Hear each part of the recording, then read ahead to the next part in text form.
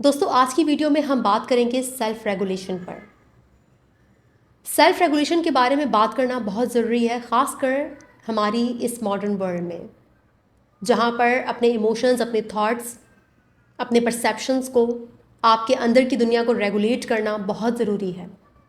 हमारी जो ये वीडियो है ये थोड़ी सी 18+ है, क्योंकि मैं सेल्फ रेगुलेशन का सेक्स के साथ ताल्लुक़ बताने वाली हूँ। मेरे अपने महदूद इल्म और महदूद तजुर्बे के मुताबिक वो सेल्फ रेगुलेटर जो सबसे ज़्यादा इस्तेमाल हो रहा है आज की दुनिया में, उसे हम सेक्स कह सकते हैं। और आज की इस वीडियो में हम बात करेंगे कि अगर आप सेक्स को इस्तेमाल करते हैं रेगुलेटर के तौर पर, सेक्सुअल फैंटेसीज़ को, सेक्सुअल थॉट्स को, या सेक्स एज एन एक्टिविटी आप इसे इस्तेमाल करते हैं बहुत ज़्यादा अपने आप को रेगुलेट करने के लिए, अपने इमोशंस को, अपने दर्द को, अपने पेन को, अपनी लाइफ के बोर्डम को, अपने स्ट्रेस को मैनेज करने के लिए, तो इसके क्या फ़ायदे और क्या नुकसान हो सकते हैं, और क्या हमें सेक्स को सेल्फ रेगुलेशन के लिए इस्तेमाल करना चाहिए या फिर ये आग से खेलने वाला मामला है।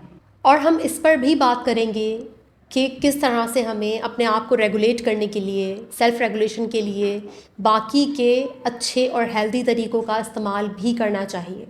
अब ये जो सेल्फ रेगुलेशन है, इसका इस्तेमाल हम क्यों करते हैं और सेल्फ रेगुलेशन होती क्या है। आपके अंदर की दुनिया में जो भी इमोशंस हैं, जो भी आपका स्ट्रेस है या जो भी आपके थॉट्स हैं, उनके साथ आप किस तरह से डील करते हैं, आपका मेंटल प्रोसेस क्या है, इन तमाम तरह अनकंफर्टेबल इमोशंस या आपकी ज़िंदगी में आने वाला जो स्ट्रेस है या जो इश्यूज़ हैं, उनको आप कैसे डील करते हो, किस तरह से आप उनको रेगुलेट करते हो, उस डायरेक्शन में लेकर जाते हो जहां आप इसको लेकर जाना चाहते हो।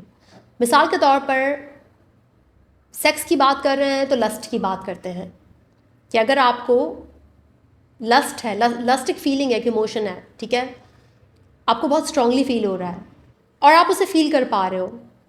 अब ये जो लस्ट आपका इमोशन है, इसको आप किस तरह से रेगुलेट करते हो, क्योंकि आपको पता है कि ये मुनासिब नहीं है। वो इंसान जिसकी तरफ मैं अट्रैक्ट हो रहा हूँ, जिसके लिए मेरे अंदर लस्ट है, उससे इस इमोशन का इजहार करना मुनासिब नहीं है, क्योंकि बहुत मुमकिन है कि उस इंसान को मुझ में इंटरेस्ट ना हो। बहुत मुमकिन है कि मैं शादीशुदा हूँ, मैरिड हूँ, बच्चे हैं, शौहर है या बीवी है, और ये जो मेरे अंदर इमोशन है मैं इसका इजहार नहीं कर सकता।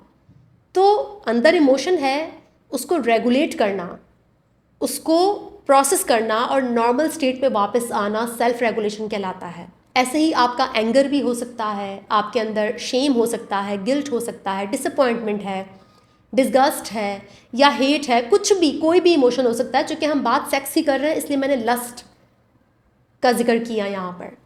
तो जो इंसान अपने इमोशंस को जितना बेहतर तौर पर प्रोसेस कर पाता है, तो हम कहते हैं कि इसको, ये सेल्फ रेगुलेशन में बहुत अच्छा है, ये इमोशनली बहुत इंटेलिजेंट है, क्योंकि ये अपने अंदर की दुनिया को संभाल सकता है, उसको रेगुलेट कर सकता है। लेकिन बहुत से लोग, या बहुत मुमकिन है कि आप भी, अगर ये वीडियो आप देख रहे हैं, हो सकता है कि आपको अपने बहुत से इमोशंस को प्रोसेस करने में दिक्कत होती हो और आपसे वो प्रोसेस ना होते हों। मिसाल के तौर पर मेरी क्लाइंट, जिनकी परमिशन से मैं ये मिसाल दे रही हूँ, जाहिर सी बात है उनका नाम नहीं ले रही, कोई न जानता नहीं, एक इशू बयान कर रही हूँ जो बहुत से लोग के इशू के साथ मैच करता होगा। उनका एक अफेयर है और वो अफेयर एक सेक्सुअल अफेयर है।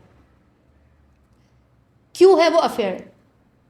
क्योंकि वो अफेयर उन्हें सेल्फ रेगुलेशन में हेल्प करता है। उनका बचपन बहुत ट्रॉमेटिक गुजरा, वालिद साहब भी नहीं थे, लाइफ में गुर्बत भी देखी है, शादी हो गई, शौहर के साथ वो कनेक्शन नहीं बना। कैसे नहीं बना ये मैं एंड में बताऊंगी, और कैसे अपने हस्बैंड या अपने वाइफ के साथ आप कनेक्शन बना सकते हैं, इसका जिक्र भी मैं एंड में करूंगी। लेकिन वो कनेक्शन नहीं बना। जब कनेक्शन नहीं बना तो क्या हुआ? इंटरनेट की दुनिया है, बहुत से लोग आपको इंटरनेट पे मिल जाएंगे जो आपके साथ कनेक्शन बनाने के लिए तैयार हैं। कनेक्शन बना इंटरनेट पर किसी के साथ, और फिर जाहिर सी बात है वो रिलेशनशिप चेंज हो गया एक सेक्सुअल रिलेशनशिप में। अब उसका नुकसान क्या है? उसका नुकसान ये है कि वो उस इंसान को छोड़ नहीं पा रही, लेकिन इधर सारी तवज्जो वो खींच रहा है, क्योंकि लस्ट या सेक्स के ज़रिए अपने आप को रेगुलेट करने का मतलब जानते हैं आप क्या होता है? मैं आपको अभी आगे चलकर बताती हूँ कि सेक्स होता क्या है और किस तरह से ये आपके पूरे दिमाग को जकड़ लेता है। तो उनकी जो लाइफ है ना, वो काफ़ी मेस्ड अप है, क्योंकि बच्चों को टाइम नहीं दे पा रही, सब कुछ हाथ से निकलता जा रहा है, उस इंसान को छोड़ नहीं पा रही, और शौहर के साथ भी ताल्लुकात अच्छे नहीं। तो बचपन का ट्रॉमा तो है ही है, कई मसाइल भी देखे ज़िंदगी में, और अभी ये अफेयर जो उनके सामने खड़ा हुआ है ये भी एक मसला है। तो उनकी पूरी ज़िंदगी में इतना स्ट्रेस और इतनी एंजाइटी है ना कि जब वो अपनी लाइफ को देखती हैं, अपने बच्चों को देखती हैं, अपने घर को देखती हैं, तो उन्हें फ़रार वो इंसान ही नज़र आता है। उनका जो वो सेक्सुअल रिलेशनशिप है वो उनका सबसे बड़ा फ़रार और सबसे बड़ा कोपिंग मैकेनिज़्म है। उस सेक्सुअल रिलेशनशिप के ज़रिए वो अपने आप को रेगुलेट करती हैं, अपने इमोशंस को, अपने पेन को, अपने थॉट्स को, अपने बिहेवियर्स को। क्योंकि अगर वो उस इंसान से बात नहीं करें, उनका वो रिलेशनशिप ना हो, तो वो जो एंगर उनके अंदर आता है, जो पेन, जो ग्रीफ, जो सैडनेस आती है, वो उसे अपने बच्चों पर निकालती हैं, वो शौहर से लड़ना शुरू कर देती हैं। तो वो जो इंसान है ना उनकी ज़िंदगी में, वो उन्हें हेल्प करता है उनके दर्द, उनके पेन से कुछ देर के लिए ध्यान हटाने में, और वो अपने आप को रेगुलेट करती हैं। तो हम कह सकते हैं कि वो जो इंसान है उनकी लाइफ में, वो जो एक अफेयर है, वो उनका सोर्स ऑफ सेल्फ रेगुलेशन है। उसके ज़रिए वो अपने जज्बात को रेगुलेट करती हैं, लेकिन वो जो सोर्स है ना उसकी कॉस्ट बहुत बड़ी है। वो जो कॉस्ट है, वो जो कीमत वो अदा कर रही हैं, वो बहुत बड़ी है। और चूँकि सामने वाला बंदा भी इंसान है, और इंसान बदलते रहते हैं, इंसानों के साथ बहुत सारे एरर्स आते हैं लाइफ में, तो होगा क्या कि आज तो शायद वो इस रिलेशनशिप के ज़रिए वो अपने आप को रेगुलेट कर रही हैं, लेकिन कल को बहुत मुमकिन है कि वो इंसान बदल जाए, वो इंसान उस तरह से इंटरेस्टेड ना हो उनमें, या फिर वो उन्हें उस तरह से रेगुलेट ना कर पाए, तो वो ज़्यादा प्रॉब्लम में जा सकती हैं। ये तो एक छोटा सा केस था जिसमें मैंने आपको बताया कि किस तरह से ट्रॉमा, स्ट्रेस, तकलीफ़, गुर्बत, मसाइल, अगर आप उन्हें हल ना करें, आप अपने इमोशंस को रेगुलेट करना ना सीखें, तो किस तरह से सेक्स या सेक्सुअल रिलेशनशिप आपका कोपिंग मैकेनिज़्म बन जाता है। बिल्कुल इसी तरह से पोर्नोग्राफी भी है। बहुत से लोग पोर्नोग्राफी के ज़रिए अपने इमोशंस को रेगुलेट करते हैं, सेल्फ रेगुलेशन के लिए उसे इस्तेमाल करते हैं। कुछ लोग आधा घंटा, 15 मिनट देखते होंगे, कुछ 1 घंटा, लेकिन मेरे बहुत से ऐसे क्लाइंट्स हैं जो घंटों पॉर्न देखते हैं, घंटों, और उसका उनके ब्रेन पर, उनकी मेंटल हेल्थ पर क्या असर होता है, ये मेरे ख्याल से मुझे आपको बताने की ज़रूरत नहीं है। तो पोर्नोग्राफी भी सेल्फ रेगुलेशन ही प्रोवाइड करती है आपको। वो आपको मौका देती है कि जो भी आपके इमोशंस हैं, लाइफ में स्ट्रेस है, पेन है, जो कुछ भी आपने सहा है और आप उसको फेस नहीं करना चाहते, तो पोर्नोग्राफी के ज़रिए आप अपने आप को रेगुलेट करते हैं, जिसमें यकीनन मैस्टरबेशन भी शामिल है। उसके ज़रिए भी आप अपने आप को रेगुलेट करते हैं। और ऐसे लोग जब दिन में घंटों पॉर्न नहीं देखते तो उन्हें बहुत चिड़चिड़ापन होता है, उन्हें गुस्सा आता है, और गुस्से में उन्हें समझ में नहीं आता कि वो उस गुस्से को कैसे हैंडल करें। और यही वजह है कि वो दोबारा से जाकर वो पॉर्न देते हैं, क्योंकि वो पॉर्न उनके इमोशंस को नम कर देता है। घंटों उनके गुजर जाते हैं उसे देखते हुए, और वो अपने इमोशंस को फील नहीं करते। बिल्कुल इसी तरह से एक और केस भी है जिसमें एक जनाब का एक मोहतरमा के साथ अफेयर था। अब यहाँ पर जिनके साथ अफेयर था वो बहुत नार्सिसिस्टिक लेडी थी। एक बहुत ही अमेजिंग किताब है why does he do that, 2002 में शाया हुई थी। अब जो नार्सिसिस्टिक लोग होते हैं या जो कंट्रोलिंग और एंग्री किस्म के लोग होते हैं, इनके साथ जो सेक्सुअल एक्सपीरियंस होता है वो बहुत इंटेंस होता है, और इस किताब में भी आप पढ़ सकते हैं, क्योंकि inside the mind of angry and controlling man, उनके दिमाग के अंदर जाकर, उनकी नफ्सियात के अंदर जाकर आपको बताया गया इस किताब में कि चलता क्या है। और ये तभी मुमकिन होता है जब रिसर्च होती है और जब हम बहुत से लोगों से बात करते हैं, उनका एक्सपीरियंस उनसे पूछते हैं, तो फिर हमें पता चलता है कि इस किस्म के लोगों का दिमाग कैसे काम करता है, उनकी नफ्सियात कैसे काम करती है। तो जो बहुत ज़्यादा controlling, narcissistic, fake, abusive, charming, seductive लोग होते हैं ना, उनके साथ आपका जो सेक्सुअल एक्सपीरियंस है वो बहुत इंटेंस हो सकता है, इतना इंटेंस कि आप सारी ज़िंदगी शायद कभी भूल भी ना पाएँ। बिल्कुल ऐसा ही एक केस जिन जनाब का मैं जिक्र कर रही हूँ, उनकी गर्लफ्रेंड नार्सिसिस्टिक थी, उनकी शादी हो चुकी है, बच्चे हो चुके हैं, लेकिन आज तक वो खातून उनके दिमाग से नहीं निकलती। हर बार उनका जिक्र लाजमी होता है। क्यों? क्योंकि वो सेक्सुअल एक्सपीरियंस नहीं भूल सकते। वो जो कंट्रोलिंग, वो जो एक इंटेंस सेक्सुअल एक्सपीरियंस था उनका, वो उसे नहीं भूल सकते। अपनी बीवी के साथ वो रिलेशनशिप वो नहीं बना सके। क्यों? इसका जिक्र मैं एंड में करूँगी। मैंने वो कहा ना कि हस्बैंड वाइफ का जो कनेक्शन है वो मैं एंड में बताऊँगी आपको कि क्यों वो अपनी बीवी के साथ वो रिलेशनशिप नहीं बना सके जो उस गर्लफ्रेंड के साथ था। तो जो भी अब्यूज़िव लोग होते हैं, जो भी नार्सिसिस्टिक लोग होते हैं, उनके साथ जो एक्सपीरियंस होता है ना, सेक्सुअल एक्सपीरियंस, वो बहुत ज़्यादा इंटेंस हो सकता है। क्योंकि ये जो कंट्रोलिंग लोग होते हैं ना, इनका तो यही होता है कि इनको एक दो बार ही परफॉर्म करना है। लाइफ टाइम ऐसी एनर्जी तो कोई भी नहीं दे सकता जैसी वो आपको एक दो बार में देते हैं, ये नामुमकिन है। तो वो एक दो बार जब इस तरह से करते हैं तो आपको आदत हो जाती है, आप उस इंटेंसिटी के आदी हो जाते हैं। आपका जो बार है ना स्टैंडर्ड्स का, वो बहुत हाई हो जाता है। और फिर वो बंदा खुद भी आपको सारी ज़िंदगी वो स्टैंडर्ड्स पूरे नहीं कर सकता, क्योंकि कोई भी इंसान सारी ज़िंदगी उस तरह से पैशनेट या उस तरह से जो है ना वो इंटेंस एक्सपीरियंस नहीं दे सकता आपको, चाहे वो कितना बड़ा नार्सिसिस्टिक क्यों ना हो। लेकिन आपके दिमाग में तो केमिकल लोचा हो गया ना, आपका तो डोपामीन हिट हो गया ना, बहुत ज़्यादा ऊपर चला गया, आपके दिमाग में केमिकल्स तो आगे पीछे हो गए। अब आपको मुश्किल होगी अपने आप को उस नॉर्मल सिचुएशन में लाने में।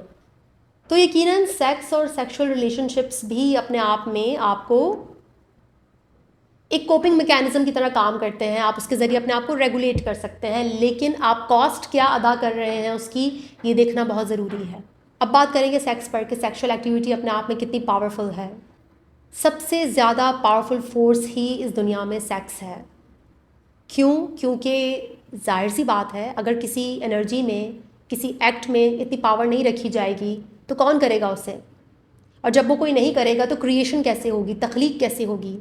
अल्लाह ने इस एक्टिविटी में जो पावर रखी है उसकी वजह ये है कि तख्लीक कारी, मखलूक कैसे आगे बढ़ेगी।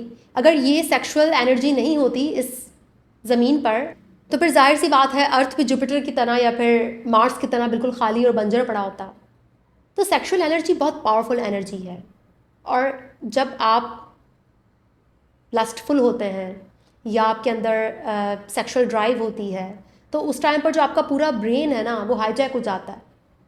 क्यों कुछ लोग सेक्स को सेल्फ रेगुलेशन के लिए इस्तेमाल करते हैं? क्योंकि जब आप इस एक्टिविटी को अंजाम देते हैं तो आपका जो दर्द है, आपकी जो एंजाइटी है, आपका बड़े से बड़ा पेनफुल इमोशन कुछ देर के लिए सुन्न हो जाता है, नम हो जाता है, और उसके बाद डोपामीन रिलीज़ होता है तो वो आपको कुछ देर के लिए आपको अच्छा महसूस करवाता है।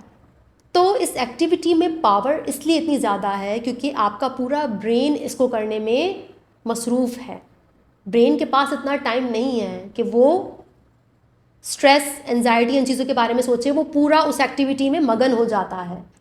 आपने देखा होगा कि कुछ लोगों को एरेक्टाइल डिसफंक्शन हो सकता है या फिर ड्राई वजाइना, ठीक है? क्यों? वाई?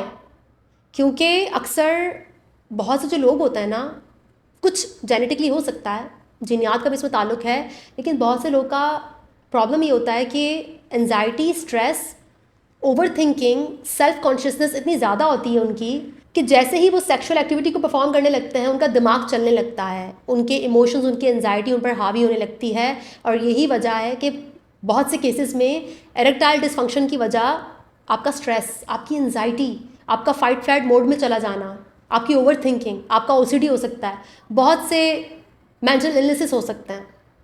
तो आपने नोट किया कि जहाँ पर आपने बहुत सोचना शुरू किया वहाँ पर सेक्स नहीं हो पाएगा आपसे। और जब आप सेक्स करते हैं तो आपका दिमाग बंद हो जाता है, आप सोचते ही नहीं हैं, आपका पूरा ब्रेन हाईजैक हो गया, पूरी बॉडी उसी एक्टिविटी में बिजी हो गई।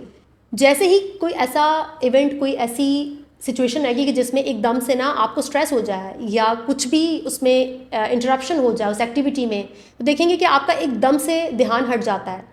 और जैसे आपका ध्यान हटता है सेक्स पर से तो आप नहीं कर पाते उस एक्टिविटी को, आपके अंदर वो इमोशन, वो ड्राइव, वो सब बिल्कुल ठंडा पड़ जाता है। क्योंकि जैसे ही दिमाग चलेगा, प्री फ्रंटल कॉर्टेक्स चलेगा, वैसे ही आपके जो इमोशंस हैं वो डाउन होना शुरू हो जाएंगे।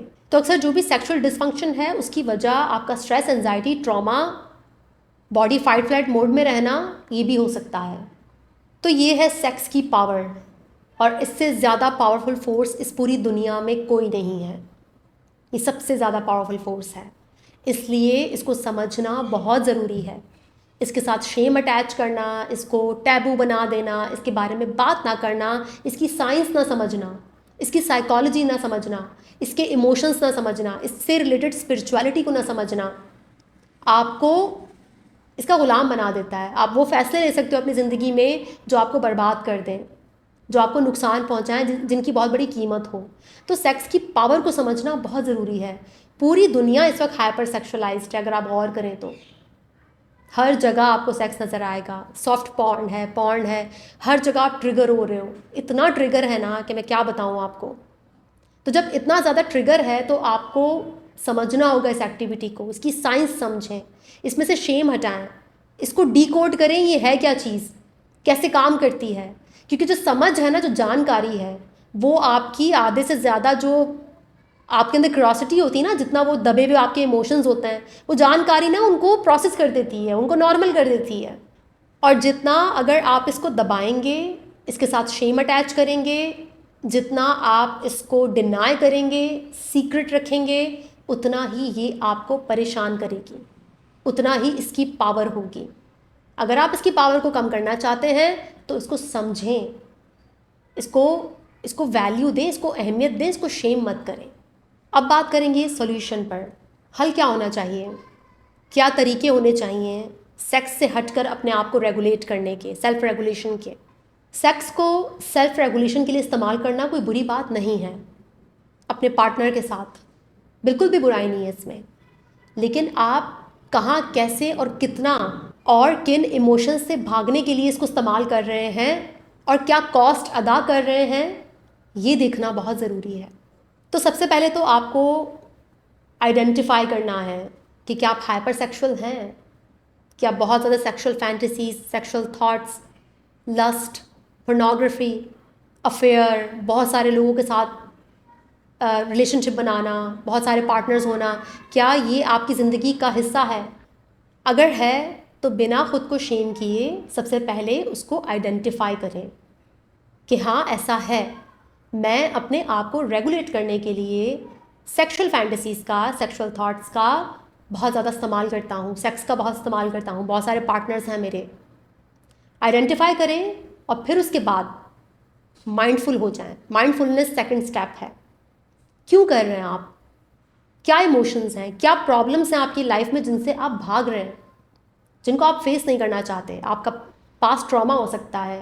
बहुत मुमकिन है कि आप अपने पार्टनर के साथ अपनी जो आपकी सेक्स लाइफ है उससे सेटिस्फाई ना हो, सेटिस्फैक्शन ना हो, सेक्सुअल सेटिस्फैक्शन, क्योंकि आपका जो पार्टनर है उसके साथ आपका कोई इमोशनल कनेक्शन नहीं है और ना ही आप उसके साथ बेहतर तौर पर कम्युनिकेट कर पाते हो अपनी डिज़ायर्स को, अपनी फैंटेसीज़ को, या आप क्या चाहते हो, आपकी नीड्स क्या हैं।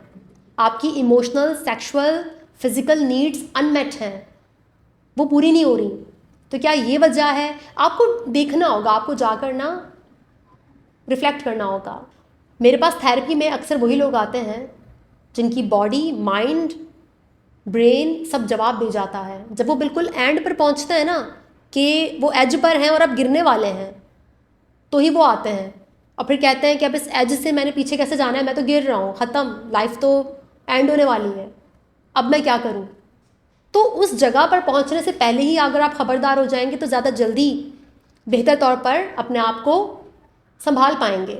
लेकिन ये तो तय है कि बेशक सबके साथ ना सही, लेकिन ज़्यादातर लोगों के साथ चंद सालों बाद आपकी बॉडी, आपका ब्रेन सब जवाब देने लगता है कि भाई अब ऐसा नहीं चलेगा, अब आपको कुछ और करना पड़ेगा। चंद ही ऐसे लोग होते हैं जो सारी ज़िंदगी कंटिन्यू कर पाते हैं और उनकी लाइफ गुजर जाती है इस तरह से, लेकिन बहुत सारे लोग नहीं कर पाते।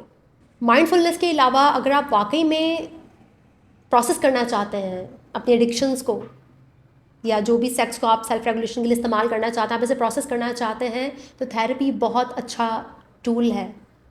क्योंकि बहुत सी बातें ना हमारे अंदर होती हैं, क्योंकि हम उनको लेकर बहुत ज़्यादा शेमफुल होते हैं, शेम होता है हमारे अंदर। तो जैसे ही जब आप, जो सीक्रेसी है, आपने सीक्रेट रखा हुआ है चीज़ों को, आप किसी के साथ बोलते हैं, किसी के सामने बोलते हैं और वो उसे एक्नॉलेज करता है, तो आपका शेम कम होने लगता है। और थेरेपिस्ट जो है ना, वो आपका जो थॉट प्रोसेस है, उस एक्टिविटी, उस सीक्रेट को लेकर, उस सीक्रेट लाइफ को लेकर जो आप जी रहे हैं, ठीक है, वो जो थॉट प्रोसेस है उसमें से वो शेम हटाता है और उस थॉट प्रोसेस को चेंज करने में, अगर तो उस थॉट प्रोसेस में बहुत सारा ट्रॉमा है तो उसको चेंज करने में आपकी हेल्प भी करता है, ताकि उसमें से शेम हटा दिया जाए और उस थॉट प्रोसेस में से ट्रॉमा भी हटा दिया जाए और आपको मदद की जाए नए टूल्स को हासिल करने में सेल्फ रेगुलेशन के लिए। नए टूल्स आपके पास आएँ जो हेल्दी हों, जो इतने ज़्यादा डिमांडिंग ना हो, ड्रेनिंग ना हो, और उसके ज़रिए आप अपने आप को रेगुलेट भी कर सकें। जितना गहरा आपका ट्रॉमा होता है, या फिर आप बहुत हसास बच्चे होते हैं बचपन में, अगर तो आप बहुत सेंसिटिव बच्चे हैं और आपको उस ट्रॉमा ने बहुत बुरे तरीके से इफ़ेक्ट किया है, घर में काफ़ी सारे आपके बहन भाई होते हैं, लेकिन अगर आप बहुत सेंसिटिव बच्चे थे, आपने उस ट्रॉमा को डिफरेंटली परसीव किया, तो फिर आपकी एडिक्शंस और आपके अंदर जो शेम है वो भी उतना ही सिवियर होता है, और फिर उसको हील करने में, उसको रिवर्स करने में टाइम लगता है। इसके अलावा एक और प्रॉब्लम जो हमारी सोसाइटी में है वो है हस्बैंड वाइफ का अच्छा और डीप कनेक्शन ना होना। डीप कनेक्शन इमोशनल लेवल पर भी और सेक्सुअल लेवल पर भी, क्योंकि जब इमोशंस डीप होते हैं तो सेक्स भी डीप और पैशनेट होता है। एक मोहतरमा के अल्फाज मुझे आज भी याद हैं कि वो अपने शौहर के साथ उस लेवल पर जाकर पैशनेट इंटीमेसी नहीं वो कर सकती थी जिस लेवल पर वो अपने बॉयफ्रेंड के साथ कर सकती थी। क्यों? क्योंकि बॉयफ्रेंड के साथ वो अपने आप को कनेक्ट कर पा रही थी। बॉयफ्रेंड के सामने मखौटा नहीं था, मास्क नहीं था, शेम नहीं था, डर नहीं था जज किए जाने का। तो जितना उसके सामने वो अपने आप को एक्सप्रेस कर पाते, तो बॉयफ्रेंड शौहर के निस्बत ज़्यादा उनके साथ डीपली कनेक्टेड था। और यही वजह है कि बॉयफ्रेंड के साथ जो जिनसी ताल्लुक़ है वो उतना ही इंटेंस और पैशनेट था।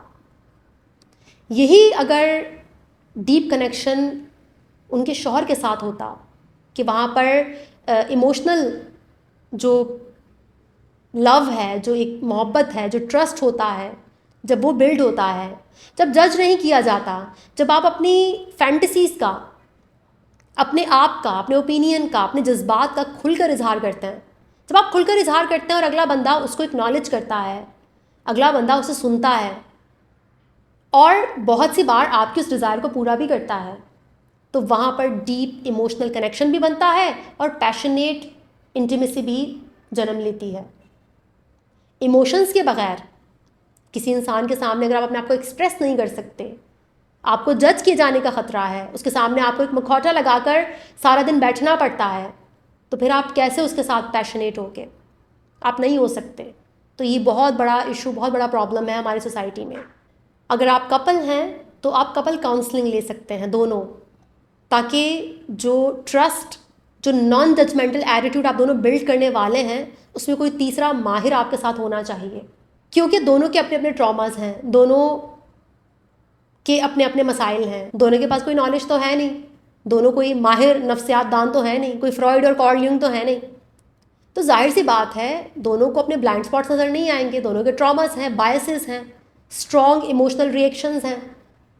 तो यहाँ पर जब तीसरा कोई अनबायस्ड एक्सपीरियंस्ड बंदा होता है ना, जो माहिर नफ्सियात दान होता है, जो माहिर काउंसलर होता है, वो फिर दोनों को बहुत अच्छे से गाइड करता है, समझाता है कि कहाँ पर उनकी ईगो है, कहाँ पर ट्रॉमा है, कहाँ पर उनकी एक्सपेक्टेशंस बहुत ज़्यादा गैर हकीकत पसंदाना हो रही हैं, कहाँ पर ट्रस्ट टूट रहा है, ट्रस्ट को बिल्ड कैसे करना है, कैसे ज़र्फ़ का मुज़ाहरा करना है। तो ये पूरी जर्नी होती है। वो जो डीप पैशनेट इंटीमेसी, या हम कहेंगे कि डीप पैशनेट सेक्स, वो जन्म ही तब लेता है जब आपका अच्छा और डीप इमोशनल कनेक्शन होता है। क्यों आपको अपने अफेयर के साथ ज़्यादा मज़ा आता है बनिस्बत आपको अपने पार्टनर के साथ? वजह ही ये है क्योंकि जिसके साथ आपका अफेयर है उसके सामने आपको गैरत का मुखौटा नहीं लगाना, अच्छेपन का मुजाहरा नहीं करना, उसके सामने आप वो सब हो सकते हैं जो आप चाहते हैं। वहाँ से आपको जजमेंट का डर नहीं है, वहाँ से आपको ताने मिलने का डर नहीं है, वहाँ से आपको ये डर नहीं है कि यार ये जो मेरी बीवी या शौहर है ये अपने बहन भाइयों से, अपनी माँ से, अपने बाप से जाकर कहीं मेरी वल्नरेबिलिटी, कमज़ोरी डिस्कस ना कर दे, कहीं मुझे जज ना करने लग जाए, कहीं मेरे लिए बात ताना ना बन जाए। कोई भी बात हो सकती है आपकी, इंसान है, इंसान बहुत सारे एक्सपीरियंसेस से ज़िंदगी में गुजरता है। तो जब तक वो वाला फाउंडेशन नहीं होगी ना, तो फिर आप भूल जाइए कि आपको अपने पार्टनर के साथ कभी वो इंटीमेसी एक्सपीरियंस करने को मिलेगी जो आप चाहते हैं। ट्रस्ट यहाँ पर बहुत ज़रूरी है दोस्तों, ट्रस्ट बहुत ज़रूरी है, नॉन जजमेंटल होना। लेकिन ये कोई एकदम से नहीं होता, जर्नी है, सफ़र है ये। जितना आप उस पर काम करते हैं, जितना अपने रिलेशनशिप पर काम करते हैं, जितना आप डीप इमोशनल कनेक्शन बनाते हैं, उतना ही आगे चलकर इस जर्नी में आपको मज़ा आने लगता है, बहुत जॉयफुल होता है, आप बहुत इन्जॉय करते हैं। तो अक्सर लोग कहते हैं कि हमारी समझ में नहीं आता, हमारी लाइफ में इतने सारे पार्टनर्स हैं, हमारे इतने लोगों के साथ जिनसे ताल्लुकात हैं, लेकिन हमें वो सेटिस्फैक्शन क्यों नहीं मिलती? क्योंकि सेटिस्फैक्शन आपको सिर्फ तब मिलेगी जब आपका किसी के साथ इमोशनल कनेक्शन होगा, जब आप उस इंसान को डीपली जानते होंगे, तब ही आपको वो सेटिस्फैक्शन मिलेगी, तभी आप वो उस लेवल का प्लेजर हासिल कर सकते हैं। तो इमोशनल कनेक्शन को बिल्ड करना, एक दूसरे पर ट्रस्ट करना, नॉन जजमेंटल होना बहुत ज़रूरी है। आपके रिलेशनशिप इन्वेस्टमेंट होते हैं, आप कितना इन्वेस्ट करना चाहते हैं अपने रिलेशनशिप में, ये डिपेंड करता है। अपने रिलेशनशिप्स के लिए टाइम निकालें, इन्वेस्ट करें, और अपने आप को रेगुलेट करने के लिए सेक्स का इस्तेमाल इस तरह से ना करें कि बाद में फिर आपको बहुत पछतावा हो, आपको बहुत नुकसान उठाना पड़ जाए, आपको समझ ही ना आए कि ये मैंने क्या कर दिया। मैं बहुत से ऐसे लोगों से डील कर चुकी हूँ जो नुकसान करने के बाद मेरे पास आए और फिर पछतावा ही पछतावा था उनके पास, और कुछ भी नहीं था। कुछ ऐसे लोग भी हैं जो एज पर खड़े हुए हैं, गिरने के एज पर, वो तब मेरे पास आए। और कुछ ऐसे लोग हैं कि जो अभी उस लेवल पर नहीं पहुँचे, बहुत पीछे हैं, लेकिन समझ चुके हैं कि मामला दुरुस्त नहीं हैं, बहुत ज़्यादा अपने आप को सेक्सुअल एक्टिविटी से रेगुलेट करना दुरुस्त नहीं है, तो वो मज़ीद अपने आप को समझ रहे हैं और सेल्फ रेगुलेशन के नए तरीके ढूंढ रहे हैं। आप भी गौर कीजिए, बिना किसी शेम के, बिना किसी जजमेंट के, और अगर आप शादीशुदा हैं तो अपने पार्टनर के साथ इसके बारे में बात कीजिए। बात करना, कम्युनिकेशन करना बहुत ज़रूरी है। कम्युनिकेशन करने नहीं आती तो सीखिए, जाकर सीखिए किसी माहिर से, किसी एक्सपर्ट से कि कम्युनिकेशन कैसे करते हैं। कपल अगर हो, शादीशुदा कपल, तो वो कैसे कम्युनिकेट कर सकता है। तो इस पर इंशाल्लाह काफ़ी सारी वीडियोस बनेंगी, एक वीडियो तो नहीं बन सकती, क्योंकि एक वीडियो अगर बनाने बैठूँ तो घंटों हो जाएंगे। बहुत सारी वीडियोस बनेंगे और उसमें मैं आपको ज़रूर सिखाऊंगी कि आप अपने पार्टनर से कम्युनिकेट कैसे कर सकते हैं।